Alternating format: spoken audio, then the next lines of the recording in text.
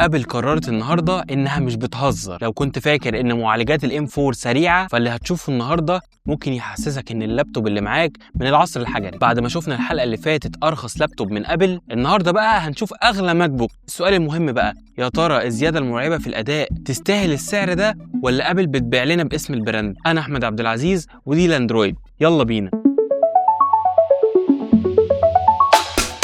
اهلا بيكم في حلقه جديده عن منتجات ابل. عصر معالجات الام 5 بدا رسميا. ابل نزلت بكل تقلها في الماك بوك اير والماك بوك برو، والمره دي التركيز مش بس على الاداء العادي، لا ده على اداء الاي اي كمان. بس قبل ما نخش في التفاصيل بتاعه البرو والماكس اللي بيخوفوا، خلينا نبدا بالماك بوك اير، اللابتوب اللي معظم الناس بتشتريه. بس المره دي الاير كبر وبقى اقوى. الاير المره دي في حاجه غريبه، المعالج تقريبا زود اداء السي بي يو 10% عن الجيل اللي فات، اما بقى اداء الجرافيكس فزاد 30%. كل الكلام ده جميل، بس اللي هيبهرك بقى ان ابل ضاعفت سرعه اداء الاي اي. طب ده هيفيدك في ايه؟ هيفيدك في استخدام اي اداه من ادوات الذكاء الاصطناعي اللي بتشتغل اونلاين، على سبيل المثال في اي برامج من برامج المونتاج، او حتى الديزاين، او مثلا للمبرمجين اي حاجه بتشغل اي اي موديل. بس استنى، ابل اخيرا صلحت اكبر عيب كان موجود في النسخ بتاعت السنوات اللي فاتت، وعملت حاجه خلتهم يزودوا سعر الجهاز $100 بس وهم حاطين رجل على رجل. تفتكروا ايه هي؟ اخيرا يا جماعه خلوا النسخه البيز 512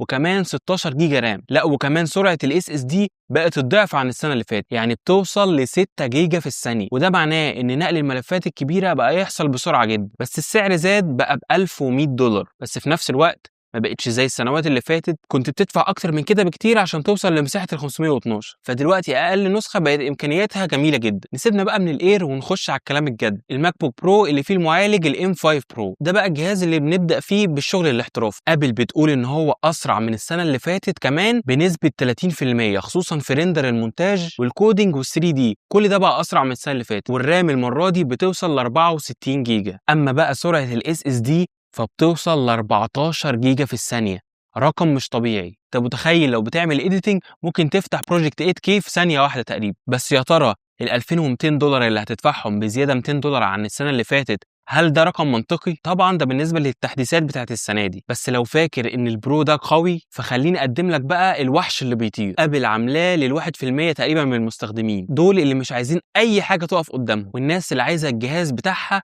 يقعد معاها سنين وسنين ويفضل بنفس الاداء القوي. معالج الام 5 ماكس اللي بيوصل ل 18 نواه سي بي يو و40 نواه من الجي بي يو، ده تقريبا مش لابتوب، ده استوديو بتحطه في شنطتك. الجهاز ده يقدر يشيل لحد 128 جيجا من الرام، وده تقريبا رقم كنا بنسمعه في الورك ستيشن الضخمه. الجهاز ده هيسد معاك في اي حاجه، حتى لو بتعمل افلام للسينما او حتى مشاريع اي اي عملاقه. وبما اني كنت بقول ان ده اغلى لابتوب من ابل، فهو فعلا ممكن يوصل سعره ل $7350 لما بتختار اعلى مواصفات وانت بتشتري، سواء بقى 128 جيجا رام او 8 تيرا بايت من الذاكره الداخليه او غيرها كتير. طيب بعد كل ده يا ترى نشتري ايه؟ بص يا سيدي، لو انت طالب مثلا او حد شغال مونتاج او ديزاين وعايز حاجه خفيفه كده، ممكن تبدا فعلا بالماك بوك اير 512 وهيريحك جدا. اما بقى لو انت مثلا فيديو اديتور او حد بيعمل موشن وجرافيكس كتير وشغلك تقيل وبتحتاج ان اللابتوب يحافظ على ادائه لمده طويله وبشكل متواصل، زي مثلا لما بتعمل اكسبورت للفيديو او بتشغل اي اي مودلز بشكل متواصل لمده ساعات، يبقى كده الام 5 برو هي اللي تعيش معاك. اما بقى نسخه الماكس فدي عايزه ميزانيه مفتوحه، او لو انت عايز اقوى حاجه